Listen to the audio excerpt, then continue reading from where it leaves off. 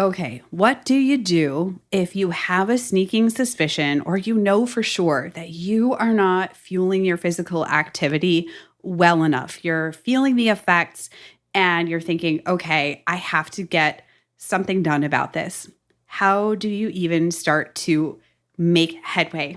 What might you do first? And maybe after that, we're going to be covering all that and more on this episode.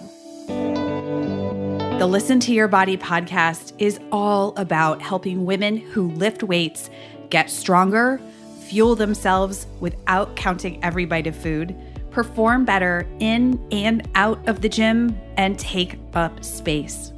I'm strength coach, nutritional therapy practitioner, and certified intuitive eating counselor, Steph Gaudreau. This weekly show brings you discussion about building strength without obsessing about food and exercise, lifting weights, food psychology, and more. You'll learn how to eat, train, recover, listen to your body, and step into your strength.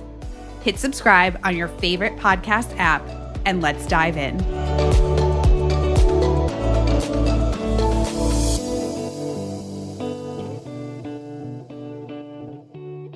All right, my friend, welcome back. You made it to part 2 of this epic fueling episode with Jamie Scott, my wonderful friend from Athletica Nutrition. Here's the thing. If you have not yet listened to part 1 of this episode yet, please go back and do that first. It's going to provide so much context, and you're going to more clearly understand where we pick up in this part 2 of this episode. It's really important so that you have the full picture. In part 2 here, we're going to be covering some of the nitty-gritty. The answer to the question, well, if you aren't eating enough, where do you start? And we're also going to be covering topics that are really popular these days, such as fasting, and talking about why for athletes or even people who are recreational exercisers who don't compete, why this may not be your best idea. So stay tuned for all of that on this episode. Before we jump into that, though, remember, if you want help for wading through some of this and you don't want to do it on your own, then join the waitlist for Strength Nutrition Unlocked. That is my group program. We cover lots of this stuff and go even deeper on the different elements that you need in order to get stronger, build muscle, have enough energy, perform better in and out of the gym, and ultimately really get the benefit from all this strength training and the effort that you're putting in. So if you want to get on the wait list for that, go ahead and hop over to stephgaudreau.com/link. We will be opening another round of that this fall. All right, let's go ahead. We are diving into part 2 of this very juicy episode with Jamie Scott. We're going to be going deeper on energy. What's going to happen if I go out of my way to eat more food? Well, I noticed in my experience, both personally but working with individuals, is that all of those other energy out processes start to climb. So, yeah, you can maintain your exercise and maybe you can do more of it and it doesn't feel quite so hard. I know I can go out way, way longer on the bike now. Like I don't just slam into a wall at 90 minutes and go, I'm done. I can go out for 3-4 hours at a time now, piece of cake, like because I got the fuel on board. I'm more active. I'm more likely to go, let's walk down to the shops to pick up some groceries rather than take the car. And so like for us, walking to and from the shops is probably a 30-minute round trip in terms of the walk, maybe a little bit longer, but there's another couple of 100 calories in terms of energy expenditure from that non-exercise activity. Basal metabolic rate goes up, thermic effective food goes up because now you're eating kind of a lot more food, a lot more frequently. So there's now a high energy flux going through the system, which then allows more energy expenditure. Again, like if we use some illustrative numbers, if you eat 1,500 calories if you burn 1,500 calories but only eat 1,000 calories, there's the magic 500 calorie difference that everyone's kind of going for in order to change their body composition. But you can also eat 2,500 calories, but burn 3,000 calories, and you've still got a 500 calorie difference. You're still in calorie deficit technically, but you're doing it with a bigger energy flux going through the system and able to do more and get more nutrients in as a part of that. So your body's able to keep all of those systems turned on without any sacrifice. You can repair muscle and bone tissue. You can keep your ovaries switched on and keep your menstrual cycle running. Brain fog disappears. You're more emotionally stable. Like all of those you get all of the benefits of eating more, but you're just pushing more fuel through the system. Mm-hmm. And I think people are really fearful of that. They're like, oh, that sounds like a lot of food. And sure, if you've damaged your basal metabolic rate so much from so many years of underfueling, you don't just go from eating 1,000 calories to eating 2,500 calories. Your body's just not going to know what's hit it. Mm-hmm. But you can slowly step the system up and go, okay, I'm going to eat a little bit more, settle in, do a bit more, eat a little bit more, do a bit more. And you'll slowly kind of winch yourself up and find a better balance. I mean, a lot of people refer to that as reverse dieting these days. And it's like, yeah, we've always got to chuck a friggin' label on it and sell it as something. But yeah, I think what it is. Yeah, I think you hit at the heart of the issue is that once there's this awareness, and I'm sure there's a lot of people nodding their heads as you're talking, like, this makes a lot of sense. One of the things, this is a side tangent, and I'll come back to my original thought, but one of the things that we've both noticed with our clients is that people will say, I feel way less just on edge mentally and emotionally. I noticed for myself, I've shared with you some stuff from when I was racing endurance mountain bikes, and just not in a great space with that sort of stuff, and how much more eating actually helped with that. And so I see that a lot with clients. And I know you do as well. But one of the things I think people are listening to this, they're like, yes, this makes so much sense. Totally get it. Yes. And then you suggest eating more food, and it's just an immediate like, oh no, I'm afraid of all of the things that are potentially, I'm using air quotes here, bad, that come along with that. What if my body weight goes up? What if I just can't stop gaining weight? We kind of go to the negative thoughts and assumptions of what will happen. And I think that's a huge thing to try to overcome. And I don't know if education is going to help with that. I don't know if, continuing to lay out, like you said, a reasonable, slow, stepwise over time. What do you think for people who are listening to this and have that suspicion that, yeah, my body, my metabolism is down-regulated and adapted down over time because I haven't been giving it very much in the way of fuel and energy? What do you think is the way to, I guess, slowly but surely get folks on board with that? Do you start with people with eating more protein, eating more overall? What do you think? Yeah, I mean, we talked before we kind of hit record about the energy partitioning. So again, like you and I don't like working in kind of blunt calories. And I guess you can kind of go, all food has calories, sure, but not all of those calories have the same role or destination in the body. So we tend to partition protein energy away from what we call non-protein energy, which is effectively your fats, carbs, and alcohol needs to be included in there too. So one of the research kind of points in the direction that probably our first appetite, not our only appetite, but our primary appetite is for fulfilling that protein energy requirement. And there's good reason for that, because structurally, muscle, bone, tissue, eyelashes, the whole lot, toenails, are all made out of amino acids, protein, digestive enzymes, hormones, you name it. So it's like, it is the big structural building block. If protein was Lego, we're like, that's the thing. Those are the big kind of blocks that we need to kind of chuck in. So you kind of fulfill that requirement first. I think that can sometimes settle down some of the big fluctuations in terms of appetite and help kind of calm people down.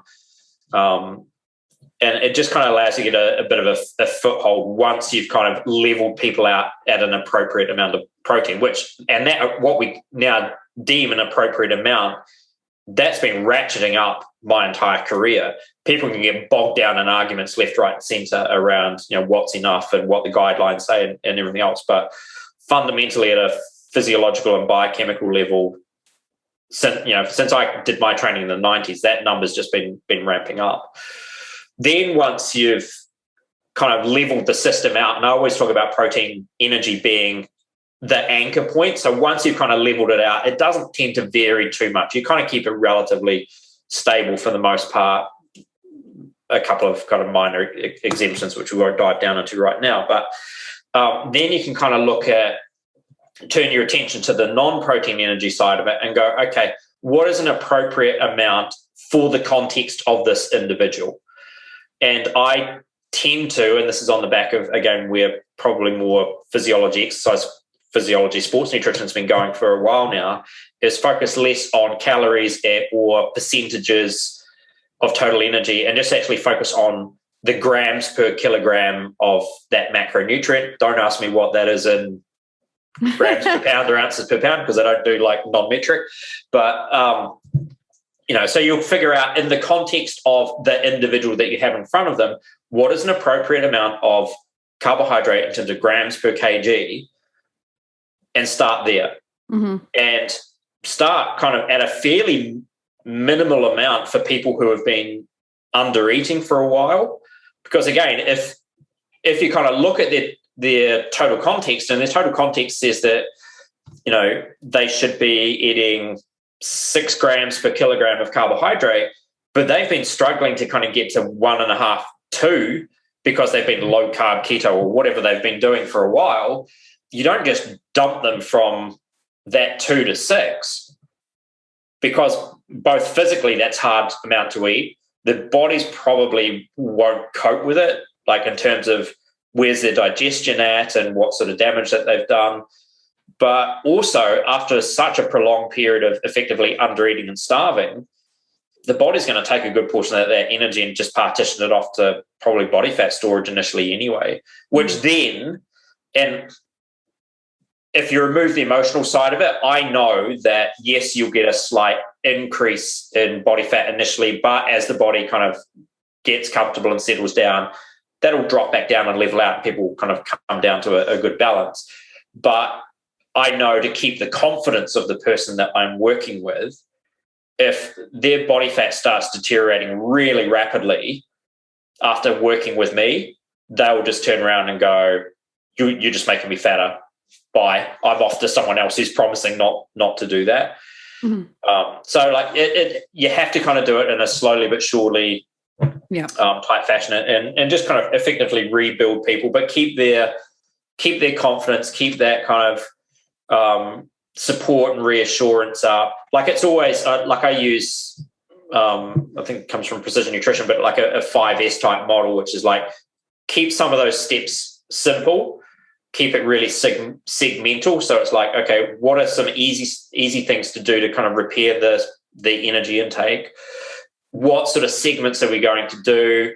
What's the sequence that we're going to run things in? So like, again, my sequence is generally like repair kind of the protein energy intake and then start to look at the non-protein energy intake. Part of that too is not just specifically for the protein, but the fact that the protein also contains a lot of the vitamins and minerals that we're after. If someone's got a low iron status or a low zinc status, you have to do that through high quality protein foods. You need to be very strategic, and I would add in kind of brackets around strategic, sometimes sneaky, in terms of like how you frame things and how you get people to do stuff. And wrapped around all of that is just kind of this ongoing support and reassurance. And that's probably the biggest part of my ongoing coaching role, is just to kind of pat people on the back and go, it'll be all right. This is normal. Keep going, stick with it, trust the process, blah, blah, blah. So, yeah, I love that. I think that's really helpful. And I do the same thing. I'm like, let's assess where we are, where we kind of want to go, and make it, I think we casually toss around, protein and this and that. And then at the end of the day, I can't speak for you, but for what I do, I also try to help people understand, like, well, what does that mean when you put food on your plate? Is, because we need an awareness, I think, or a baseline understanding of these are what these macronutrients do. This is, what we're roughly shooting for. And then at the end of the day, people still have to go out, find food, purchase food, cook food, and to help them understand when they put it on a plate, what does that look like? Yep. Totally. And it's, I always kind of walk a fine line with this a little bit.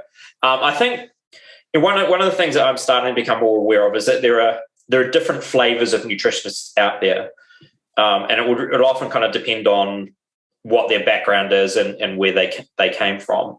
There are nutritionists that I know, nutrition and dietitians, who are very much kind of the foodies / and I'll kind of sometimes also refer to them as the food pornographers, because they are just so into the food and the practical application, and they're kind of great in that regard. But sometimes they're not great in terms of the depth of understanding as to why things are the way they are and what's going on. And when when clients don't understand why they are doing certain things, if they start to falter or question, it's very easy for them to kind of switch tracks, because they don't have a good grounding in why is this strategy that we're using, why is this important, why do I need to stick with it, how long is it going to take? So some of the foodie nutritionists are very good in terms of the practical side of it, but they're not necessarily good in terms of the physiological understanding. I came into nutrition through that kind of physiology portal, so I know that that's my strength.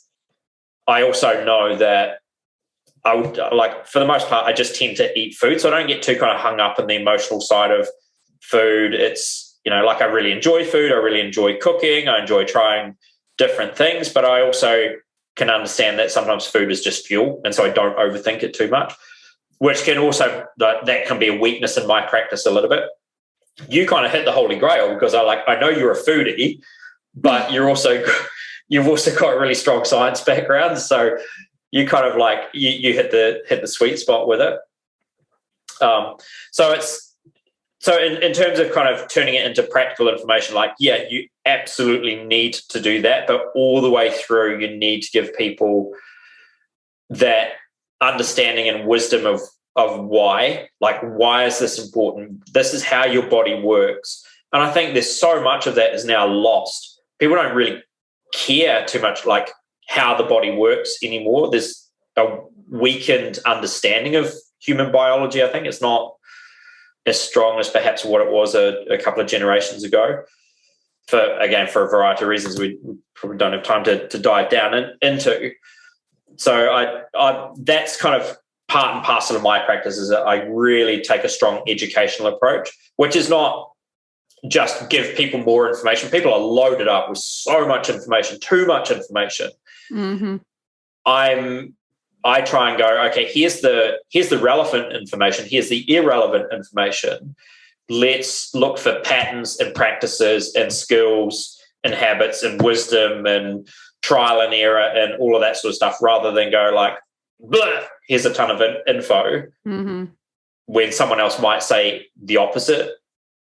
And as well as I do that, for every time that we might go, well, animal source foods are really important, there's another person going, oh, you don't need to eat that. And so people are overloaded with information, and they need the understanding of the steps and the whys and the wherefores, and they do need that kind of really practical approach and go, this is what it looks like in terms of food, here's how to do it, here's the amounts.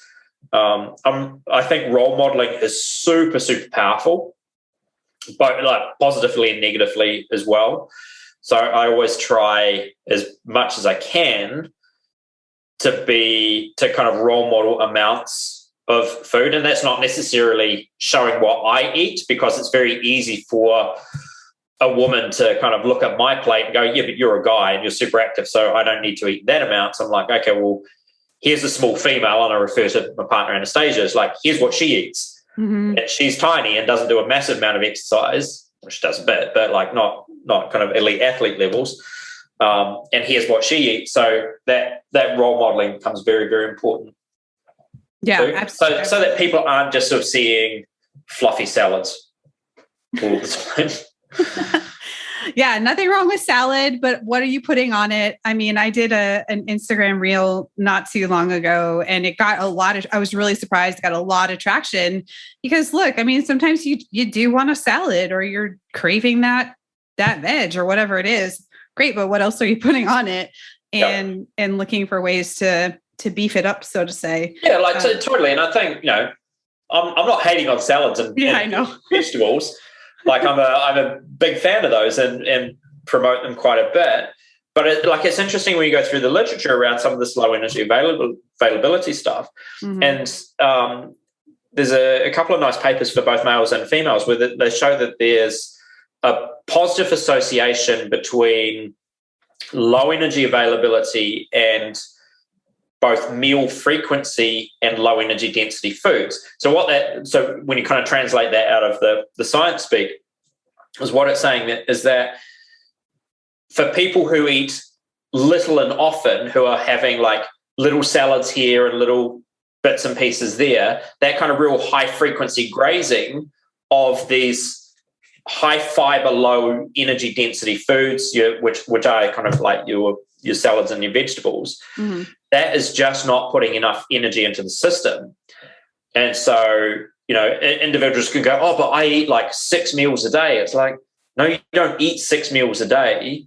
You eat 6 times a day and you eat low energy dense foods when you do have that, because there's just not enough calories, carbs, proteins, whatever, however way you're going to measure it. There's not enough energy sitting in those. Mm-hmm. And that's leading to this low energy density state. So the flip side of that was that higher energy availability was associated with less frequent, larger meals. And so that's the modeling that I try and show, is that I have when I have a big meal, or when Anastasia has a big meal, like it's a big meal, like it's a main meal. Your breakfast shouldn't look like a snack. Your lunch shouldn't look like a snack. I really try and push the notion of front loading some of that energy, and what that means is that people will typically either on purpose or subconsciously end up kind of under eating from the time that they get up, but they try and play catch up because their appetite's starting to run away on them by the time they get home. So they get home and they're like, well, they got the fridge and the pantry and everything else. And so the energy that they need to try and catch up on, they're shoveling it in a very short period of time before they go to bed. Mm-hmm.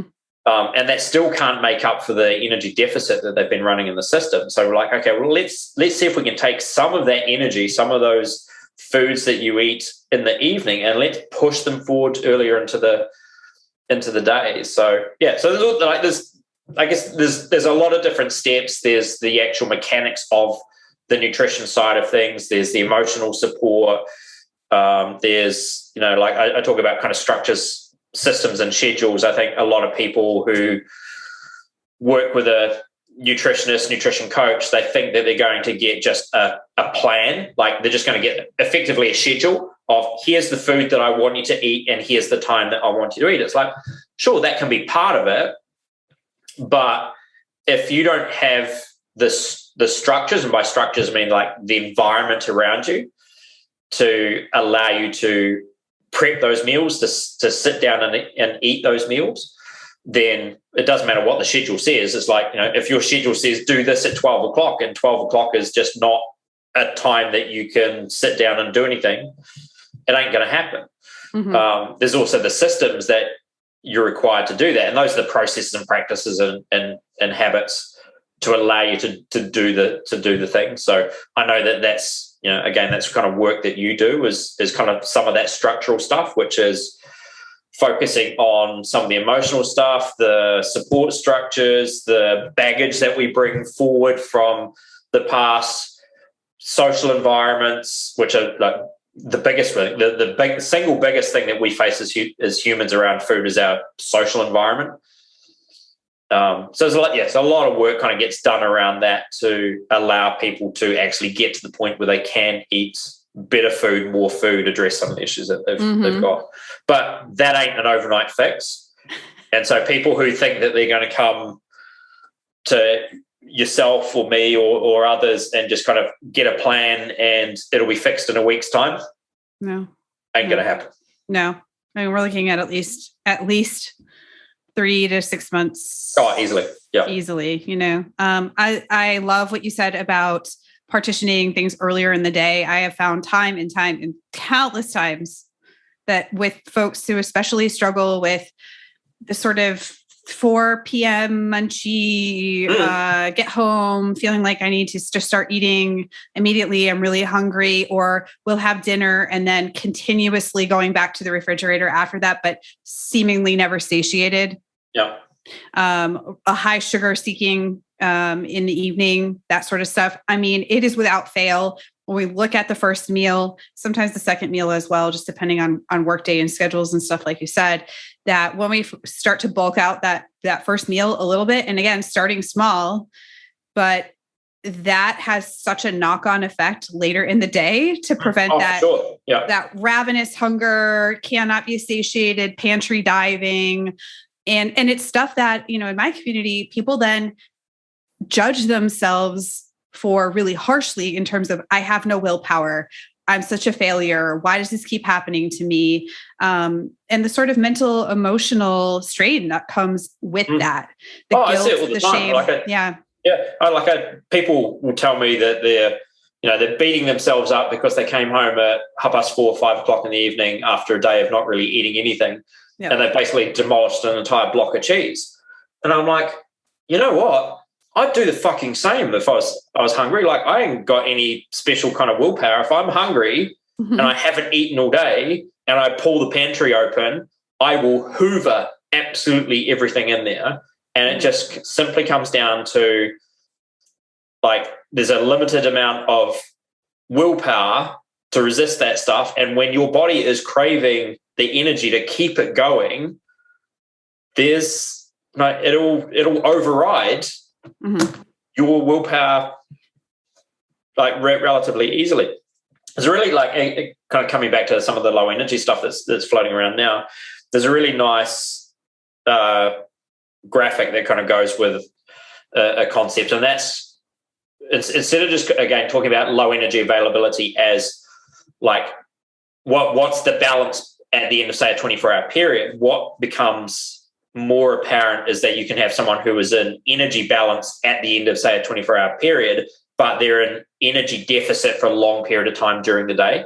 And that's what we're talking about. So someone who is starved themselves all day, and let's say, again, we'll pick some round numbers, they've only eaten 500 calories or something across the day, and then they come home and gorge themselves on 1,500 calories in a really short space of time. So they've eaten 2,000 calories and maybe they've burnt 2,000 calories. So again, they go, oh, well, they're in energy balance. But they've spent 12 plus hours in energy deficit before they reach that energy balance. So the concept that we're now starting to get to with this is to go, what is the within-day energy deficit that someone is running? And there's a feeling that our bodies can cope with maybe a 300 to 400 calorie deficit. And again, there's not a lot of nuance in the partitioning of that. Like, what is the balance between carbs and protein on that? That'll be probably the next step. But, you can maybe buffer 300-400 calories at most. But when you start running that deficit, that 300-400 plus calorie deficit across the day, then the body is reacting moment by moment. It's not waiting until the end of the day and then doing a quick add up on the spreadsheet and figuring out like what it needs to take offline to maintain the overall balance. And so when you graph that out and go arbitrarily, let's, again, for ease, let's say the day starts at midnight on a particular day, you're in bed, but you're still burning calories while you're sleeping. So, let's say you wake up in the morning, and from that midnight through to the time that you wake up in the morning, you're now, say, 500 calories in deficit, because that's what you've burnt, and you haven't been putting any more fuel into the system overnight. So you're in that 500 calorie deficit. It's slightly more than what the body wants, but you go and have, I don't know, a slice of toast or something for breakfast if you're lucky, or you have no breakfast. So you only put in a minimal amount of calories. Let's say you put in 100 calories in the morning. Mm-hmm. So now you're still 400 calories in deficit, but now you're up and about being more active. You're on your commute, you're doing whatever. So now you're starting to expend more energy. So already being in deficit, that deficit is growing until the next time that you eat. But if you're only eating another 100 calories, 150 calories, you never really bring the body back up to balance. It keeps running this deficit.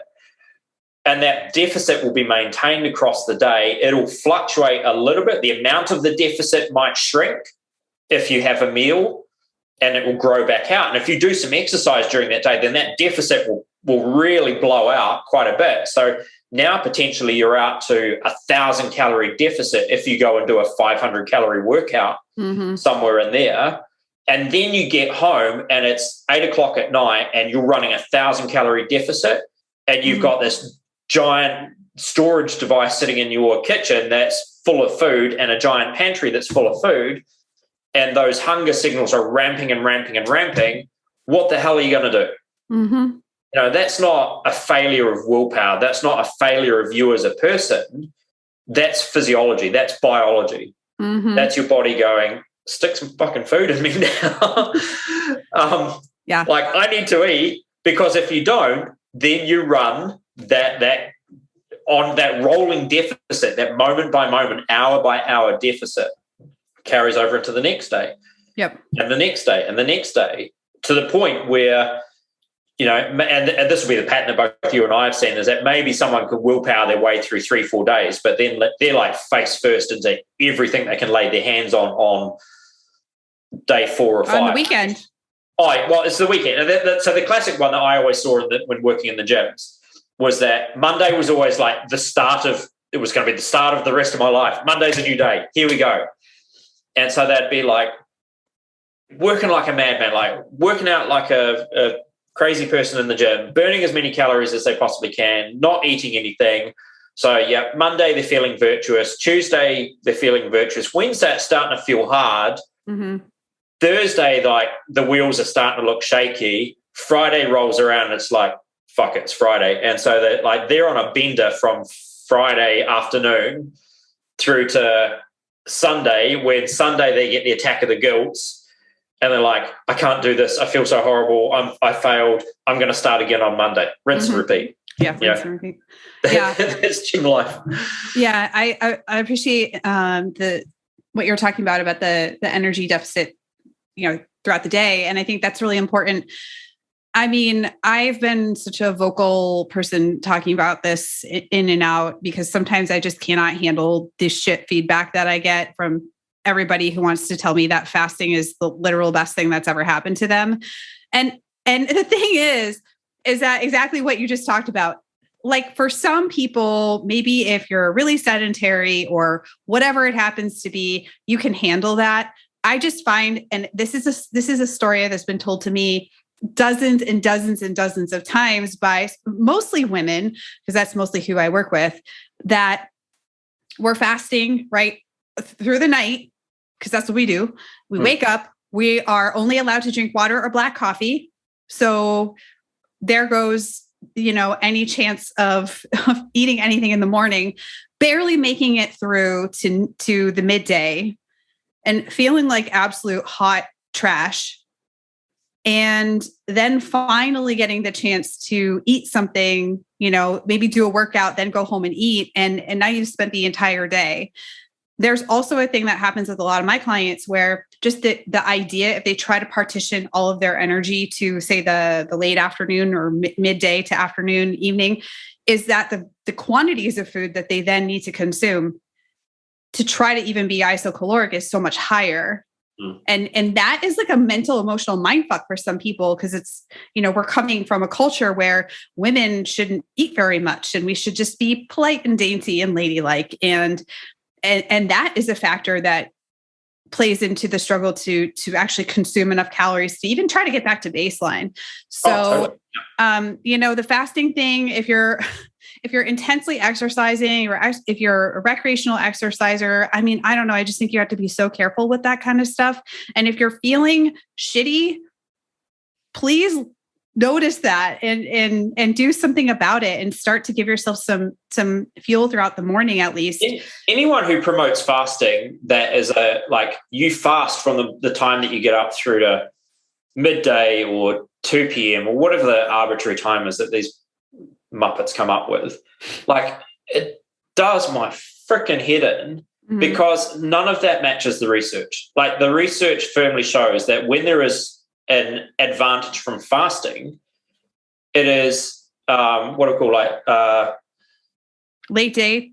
Late day fasting. Yeah. So late day energy restriction. So it's basically what it is that you fast from early evening or late afternoon, early evening, if you've got that luxury. Not a lot of people do. But let's say you can get your last meal at 6 p.m. or something.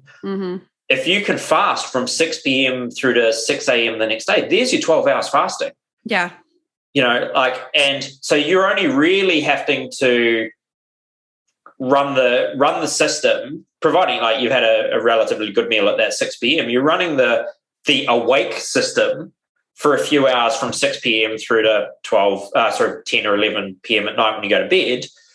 But then the body's fasting while you're sleeping, and you wake up, and then you fuel the body for the work that's required. Now you're now awake. Your body's coming online. The rate at which you're using energy in the body is going through the roof. So that's when you put the fuel in. Again, kind of coming back to the analogy of your phone, it would be run your phone flat right up until the point that you start to using it for the day, and then try and kind of cautiously manage what very little energy is left in it, and then plug it in at a time that you kind of don't need it. It's backwards. It's totally backwards. And so it should be for your listeners, anyone who is on social media and sees anyone promoting daytime fasting that starts from the time that someone wakes up, that's a red flag for that person straight away. If they're promoting what can be a legitimate tool, but do not understand how to use it properly because they have not taken the time to read the research and how it actually works and the context in which it should work and who it works for, if they're just kind of blanket saying everyone should be drinking water and coffee from the time that they get up, that's an immediate unfollow. That's a big red flag for that individual because they don't know what the hell they're talking about. Yeah. I will say too, when I was in my early CrossFit days, I was like, oh, there's this thing called intermittent fasting. It's supposedly so good for you. Right. And I just remember the only adjective I can come up with and this is when I was training 5 times a week for competitive level CrossFit. Okay. The only adjective I can think of to describe the way I felt was hunted. Yeah. I just felt completely a wreck. I don't know how I was able to even do my job because I literally would count the minutes down until the bell would ring for lunch because I was teaching at the time. And I look back on those days, and I was also very low carb at the time. And I just think I am so grateful for my body because somehow I escaped some of that relatively unscathed. But at the same time, when I look back, I had chronic back injury that still wasn't healing. I was really struggling to keep my energy up throughout the day. I happen to love training. So I think I just, kind of by sheer force of will would make myself, get to the gym and get my training sessions in. And I'm very upholder like that, I said I would go at this time. But looking back at it, I see this so many times. I see it over and over again with clients, with people in the community that just send me messages. My coach or whoever else it was told me I should be doing intermittent fasting, low carbing, lifting several times a week on top of doing some intense, vigorous cardiovascular exercise or CrossFit or whatever it happens to be, long endurance training. And I'm just, I look with a lot of empathy. I have a lot of empathy for that because I was there, but I also feel like, how can this still be going on? And yet here we are, and we're having these conversations. And then people come to work with folks like me and you. And I wish we didn't have to, I wish that we almost didn't have to do it. But it's just such a huge problem still. Yeah, I dabbled with it for a while. I like my food too much. So anything that involves anything around restriction, I'm generally useless at it. I tried vegetarianism for a while, couldn't do it. Yeah. It wasn't enough food. So when I tried it, the feeling that I got was one of being constantly wired. Mm-hmm. And I know, like, having had that experience when I now have people report to me that they feel awake or they feel like they've got energy when they first try it. And I'm like, yeah, those are your stress hormones. That's cortisol and adrenaline trying to prop the energy of the system up. So it's one of those kind of short-term compensations that your body's going, okay, I haven't got enough fuel to run the system. I am going to have to mobilize some fuel. And by mobilizing fuel, that involves, like, you will burn a tiny little bit more body fat in the background, but a good portion of that fuel will come from breaking down protein and turning that to glucose, because a lot of those systems rely on glucose. So that's, you're using cortisol and adrenaline to drive some of those processes. And so, like, you just kind of get this feeling of being constantly wired. And like you, I'd generally try and fast through to lunchtime when I was doing it, but you'd just be clock watching. Yeah. And then, and you just can't stay on top of it. Workouts become harder. And I think in terms of that perceived exertion, and I think initially it's easy to kind of go, oh, I'm training and, like, my heart rate's up and, I'm really, really pushing it. And so because the perceived exertion is so much higher, you think you're training harder. But if you actually kind of go, what is, say, if you've got a power meter on a bike, what is your power output for that level of exertion? Or what are you lifting when you're doing a CrossFit WOD compared to everyone else who's fueled up? It's like you're working harder for less output. And so you can you start to see some of those early signs that that's not good for you and the body. And I know, initially, like, I'm always, whether it's fasting or low carb, if I cut the calories one way or another, I'll get this really initial sharp dive in my body composition. Maybe it's just like some of it's just the water weight. And so you can kind of go, oh shit, like, I've been fasting 3 days and I've got abs. Fantastic. Like, this is working. But the rebound out of that is harsh. And, like, I know it's kind of probably impacted my body composition over the years. Now I flipped that, whereas, like, I've gone from eating, I don't know, probably low 2000s or something in terms of my total energy intake. And I'll hover pretty consistently on 3,000 calories a day, and I'm leaning out, eating enough energy to fuel me up and eating, like, big breakfasts and stuff like that. So, yeah, I think too, like, there's a certain appeal to the way fasting is presented too, because, again, if we go back to the start of our conversation where we're talking about people having their lives jammed up so tight, people like the idea of, like, well, I can just bounce out of bed in the morning, have a cup of coffee, and I'm good to go, like, because I'm fasting. So it really fits that busyness and that busy person's lifestyle where you're like, now I don't need to worry about breakfast. This is fantastic. And I can just buy food later on or whatever. So there is that appeal, and kind of repairing some of that and trying to get people back into good kind of early morning eating habits can be a little bit kind of tricky or challenging post that, because when you've removed that need to start your day with a big breakfast, people fill it with something else. So it's like, oh, great, I don't need to cook breakfast. I can just get up and drink coffee and scroll social media. And that becomes their daily habit and their daily practice. And you're like, no, now we kind of need you to take that old practice away and replace it with something else, which is challenging. It's a change. But also too, because of the compensations that the body has made to fasting, you now no longer cope with a lot of food in the morning. So the appetite gets blunted, circadian rhythms, our digestive enzymes are non-existent. So now you're kind of going, okay, we want you to eat some food. Oh, but I'm not really that hungry. I know you're not hungry, but you need to eat some food. Yeah. I tried eating food and it just sits on my stomach and I don't really feel that good. Yeah, I know, but you're just going to have to keep reintroducing food. And I know when people do stick with it, it only takes them 2-3 weeks and they're suddenly like, oh, I can eat in the morning again. Cool. Yeah. Body's on its way. Yeah. Yeah, absolutely. And yeah, just like we'll co-sign all of that. That is one of the biggest things that I work with a lot of my clients on, and even in the group program, that I have, we're kind of looking at, well, how do we help you do this based on your own, there's different factors, right? Your work schedule, your preferences and things like that. For some people, we start just slowly working earlier and earlier and earlier with the first meal.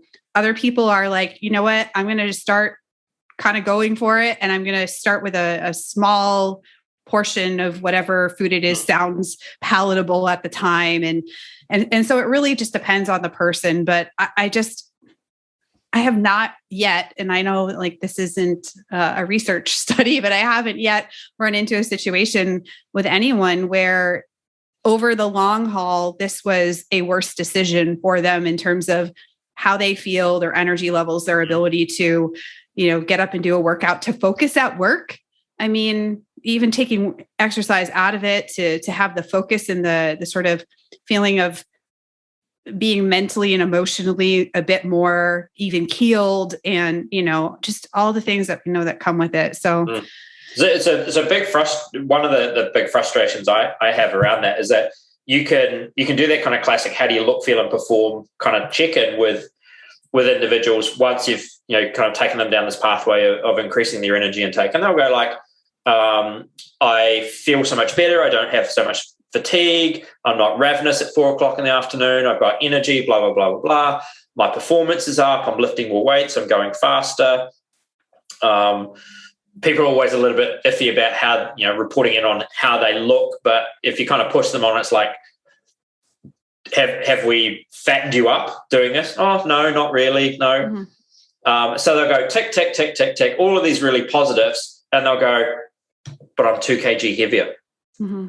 So it's such a frustration that we're still, we just keep coming back to that same point, over and over again. You can list all these positives. We can talk about this until we're kind of blue in the face. We can discuss all the historical side of it, the sociological side of it, problems with focus on weight. And that's where you get drawn back to is people will just go, yeah, but I'm heavier. I'm like, I don't care. Yeah, I know that's where the, the self-compassion or the AO compassion comes in, remembering, at least for me, you're remembering when that was the thing that I was so worried about, right? I was so concerned about that. And, remembering that it's an unlearning process just as much as it is a learning process. Oh, absolutely. And that's the part about being a coach that's challenging / even, rewarding when a client has the realization that, they're feeling better in so many ways. And you know what, like the scale becomes less important, so, well, this has been an epic show. I definitely, if you're listening back to this, I have divided it up because I just cannot stop the train of amazingness and all of the knowledge bombs that were dropped here today. I don't think I've spoken to someone this long for a very long time. We could keep going. We haven't even talked about strength training. So I would love to have you back on at some point. Yep. Sign me up. To delve maybe a bit deeper into the endurance world and the strength worlds. And I think it would be amazing. So we'll have you back.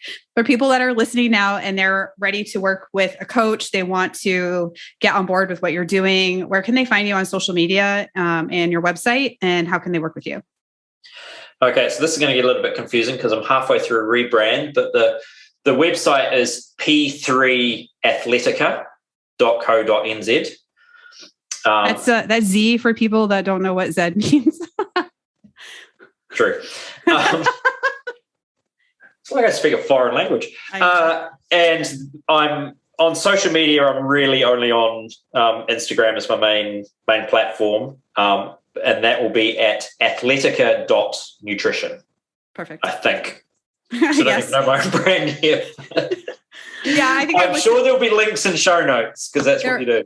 Absolutely. There will be links in show notes, and we will make sure that everybody can find you on your website and on social. And if they're looking for a coach who has honestly, I was going to say been around the block. That's not what the term I was, is that the right term, has seen a lot and has continued to, you've continued to learn new things. You've continued to update your, like everything that you do in terms of what's current, what's evidence-based. I know that that's really important. And for anyone that's looking for, any help and assistance with their nutrition, you're the bomb. You know what you're talking about. And so, kia ora, Steph. Yeah, I actually do get a fair amount of people that ask for, specifically for male coaches or nutritionists for their male partners. So if even you're listening to this and you're a woman, which that's most of my listeners, but your husband, boyfriend, brother, friend, whoever it is looking for someone of the male description, then definitely send them to Jamie as well, and get you hooked up, get you right, get you true. Cheers. Thanks so much. We will talk very soon. I know it. Yes. Part 2. How incredibly juicy was that? I could just talk to Jamie all day. I know I'm going to have him back on the show because not only is he a personal friend, he's a colleague that I really admire, and he has so much knowledge and expertise. I know that I speak for him when I say that we really tried to make this episode, second half, something that's applicable for you, and also give you the perspective that we have as coaches when we work with our one-on-one clients. What are some of the things that we're tackling? If working with us one-on-one isn't in the cards for you currently, but you need to do something about this reduced energy state or low energy state that you're in, then we tried to give you some practical tips to at least start thinking about your own nutrition and really where the theory meets the kitchen, if you will. Remember, you can get the show notes for this episode on my website, stephgaudreau.com, including a full transcript, and of course, all the links that you can use to follow along with Jamie and work with him if that's something that you want to do. Remember to do 2 things. Push the subscribe button on your podcast app. It means a lot. It helps to send a signal to the apps that, hey, I really like this show. So if you can help support in that way, it means a ton.